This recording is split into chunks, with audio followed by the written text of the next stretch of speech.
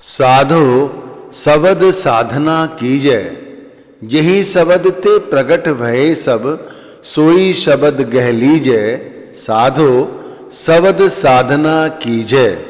आज संसार में ऐसा कोई व्यक्ति नहीं है जिसके सारे काम बन चुके हों।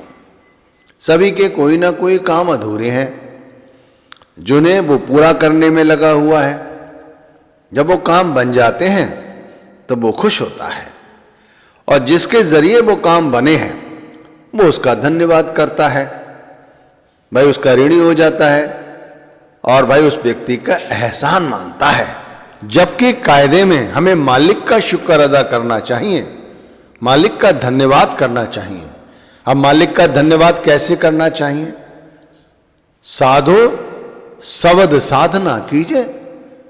भाई काम बन गया है तो दुनिया का धन्यवाद करते हो, ठीक है, अच्छी बात है, एहसान मानना चाहिए, लेकिन भाई मालिक का शुक्र अदा करो। बस कहने से हम लोग कह देते हैं दाता तेरी दया से मेरा काम बन गया। ऐसे थोड़ी।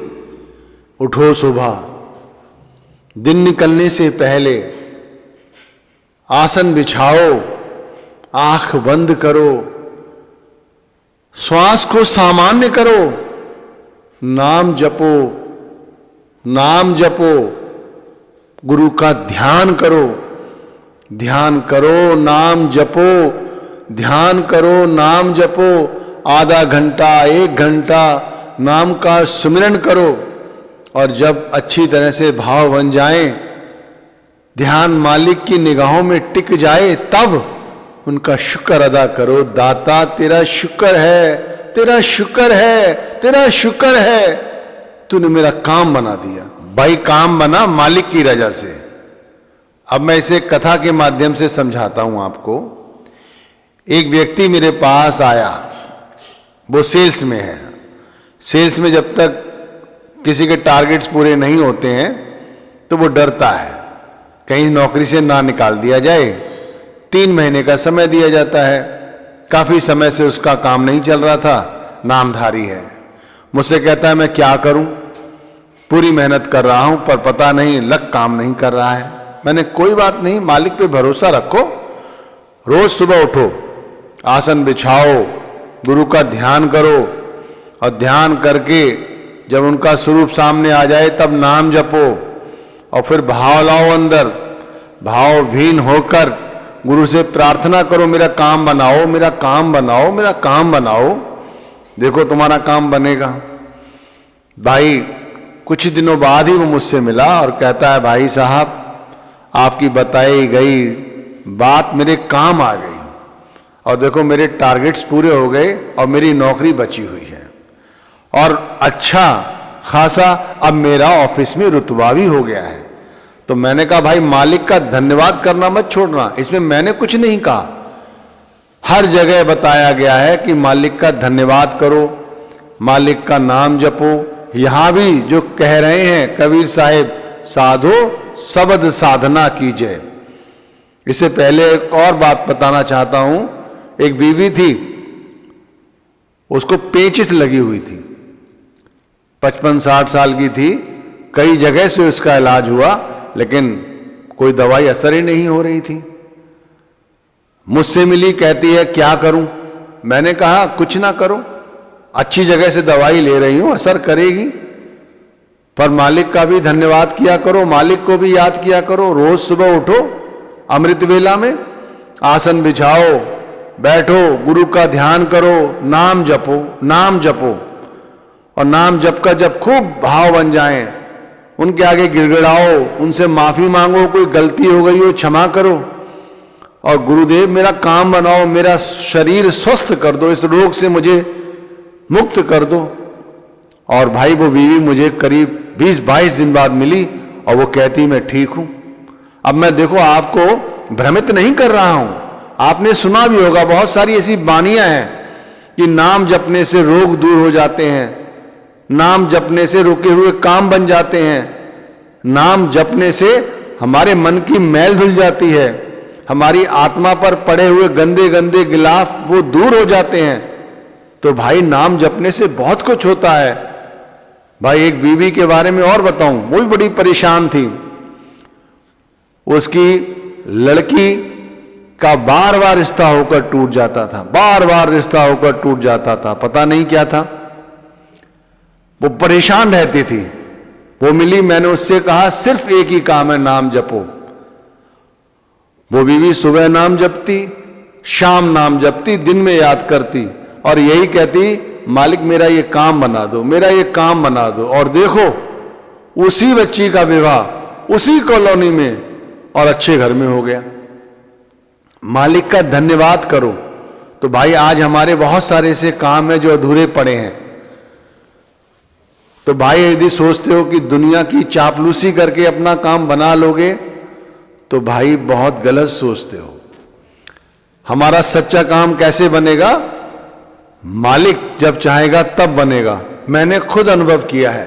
नामदान से पहले लोग किराए पे रह रहे थे, आज भाई वो अपने मकान के मालिक बने हुए हैं।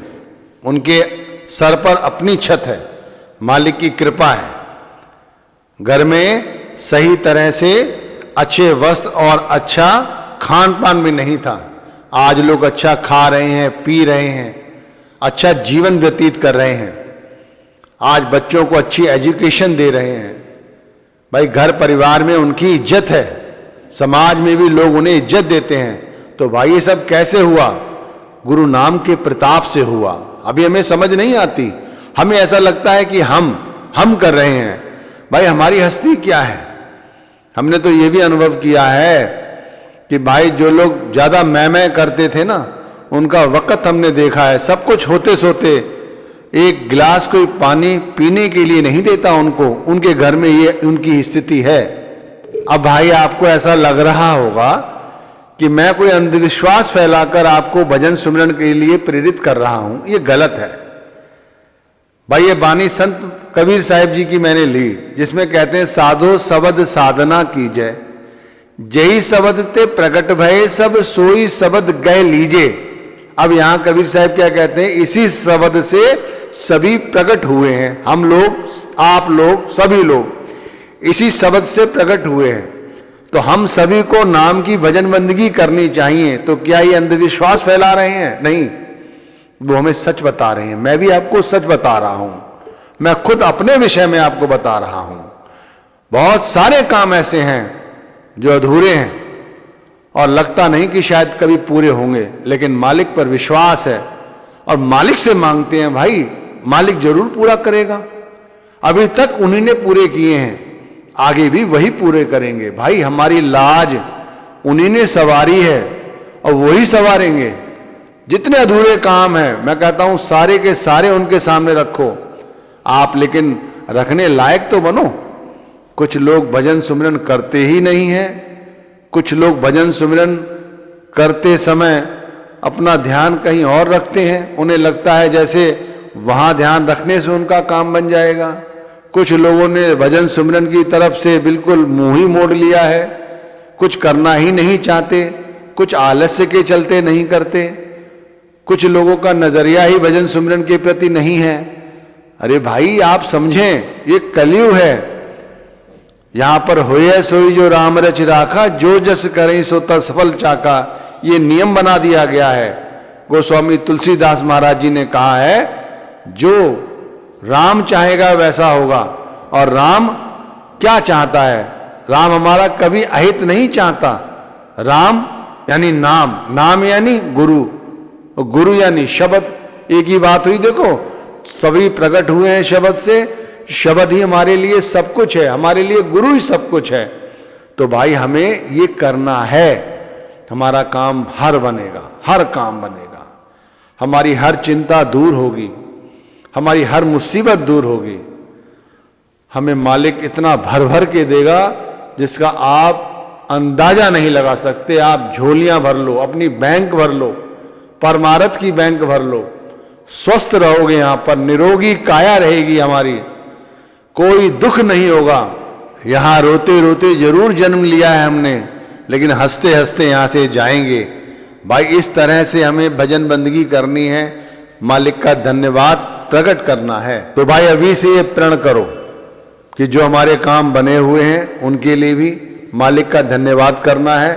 जब रोज सुबह आसन पर बैठो और ध्यान करो, गुरु का नाम का सुमिरन करो खूब दिल लगाकर, गुरु का ध्यान करते हुए दिल लगाकर, इतना दिल लगाकर ध्यान करो, नाम जपो कि आंखों से आंसू बहें, और जब आंसू बहें भाव विभोर हो जाएं तो मालिक का शुक्र करें, दाता तूने सब कुछ दिया है, सब कुछ दिया है, तेरी रजा से ही श्वासें ले रहा हूं।